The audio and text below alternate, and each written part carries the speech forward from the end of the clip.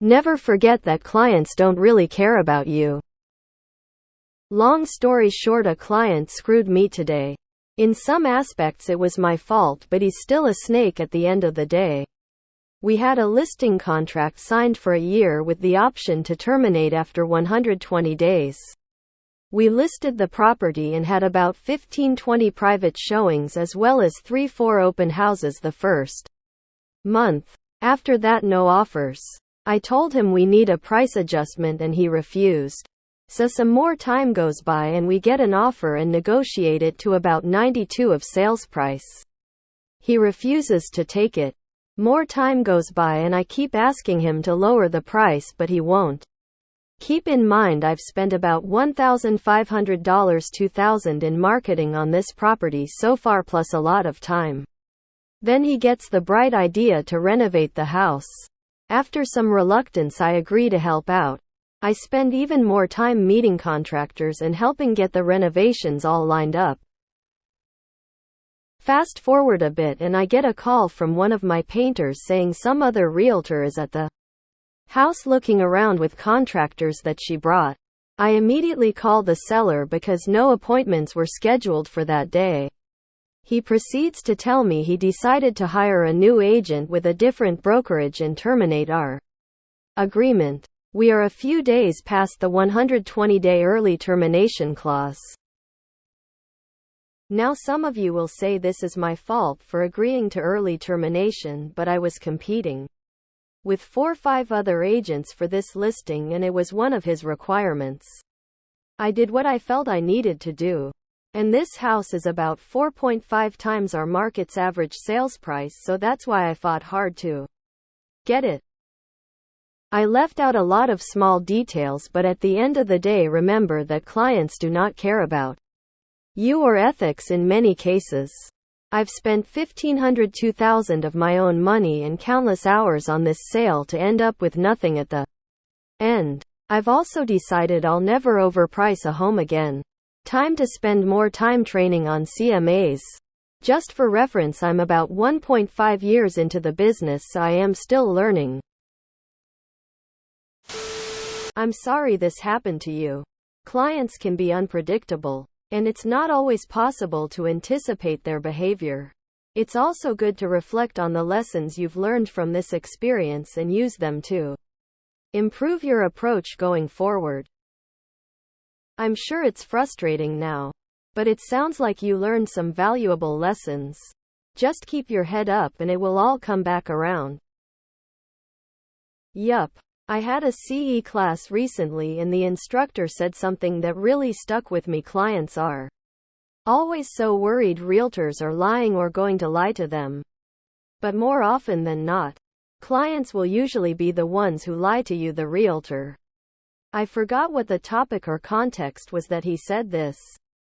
But I thought about all my shittiest clients that I was walking on eggshells for, hoping to not say or do anything wrong that might piss them off, only for them to lie to me or throw me under the bus while I represented them. Learn to interview a potential client before taking them on. If you feel your gut telling you to walk away, do it. You don't have to take just anyone who walks through the door. My favorite words are, I really appreciate your interest, but I don't think we're going to be a good fit. I learned those words after getting crapped on by a client that definitely set off red flags. Never again. That is why it is best to be the first love, second spouse, and third realtor. This kind of stuff happened to me so often at the beginning of my career, it was insane. Keep pushing forward and doing deals, and before you know it, you can be the realtor that people will desperately listen to because you are the expert. Nothing satisfies me more than turning down a listing because the seller rubbed me the wrong way. When clients realize that you don't need them, they lose all the power. This mainly applies to people that are unappreciative, condescending, unreasonable, or not easy to communicate with. It sucks, but it's a good lesson to learn. The lesson is to not even accept overpriced listings. It's hard to do because you feel like you're missing out, but really saving yourself time and money. Just think of it as a lesson you had to pay for. People can smell desperation from a mile away. When the seller put up those stipulations, he was showing you he wanted the home sold plus power and control over you. You tossed all your knowledge and expertise of the re-market and played the seller's game. Sometimes no is the appropriate answer. Nobody respects a yes man. Never. Believe in yourself and others will too. Don't sell yourself short because others will. Best of luck. I would very quickly tell a seller that I won't list for him if I catch wind that they will be incompetent, greedy, or difficult. They almost never close. The four-letter word in real estate is next. It's a good lesson. Clients can be shitty, but you just keep being the high-status realtor that you are. You will be fine. Smiling face with open hands. Aggravating. In all honesty, I expect this kind of behavior from any seller who creates a circus like this.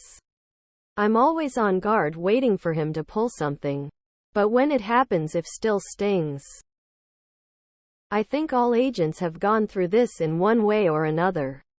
I've taken a few big L's and lost time and money. Hardens you and makes you truly respect your time. Isn't there a holdover period, say 60,150 days post-termination date, where the seller would still owe you commission just because it got sold afterwards? We have this protection in Canada, Ontario for situations like yours. I am not a real estate agent, but isn't this just part of the game? Sometimes you spend $2,000 and lose the deal. Sometimes you spend $0,000 and business literally walks in the door. I get it, it's frustrating.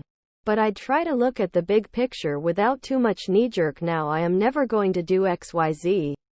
I am sure it will more than even out for you in the end. And if not, it's not the end. I always market the property in mutually beneficial ways for the exact reason. If I am spending the money for the seller to just be a fuck and pull one of these, which has most certainly happened, then at least I'll find some other clients out of it. If my client thinks the house is worth 10 more than my CMA, I'm not doing business with them. Setting yourself up for failure. Yep. Even if you've worked for them before. I had measurements taken and didn't like results. Then eventually list with another firm for a higher percentage. Kick cans. Learn from it and move on. Sweeping statements about what clients do or don't care about don't matter. Let it go, except as a lesson. You'll be better for it and will make it up with new business. Onward and upward. Needs to be a clause in your agreement that they owe you back any expenses if they terminate prior to a sale. I never spend a dime without that, and I bill consultant hours if they mess with me and waste my time. Go get another listing and move on. Wrong attitude to have, although I would generally agree. It's not a healthy mindset to have when building relationships with people, because some clients do care. And some of those clients will be your best referral sources. And even more importantly, they might become good friends for life. Remember this. How someone treats you is their karma. How you decide to respond is yours. I just have to say, not all people in the world are like these people you worked with. Some have and live their lives around morals and standards. Sorry this happened to you. It sucks about the money you spend on it. But at least this client won't be giving you any more headaches. The few experiences I had with bad clients felt great to cut them loose. Now you can spend your time finding a client that is better to work with.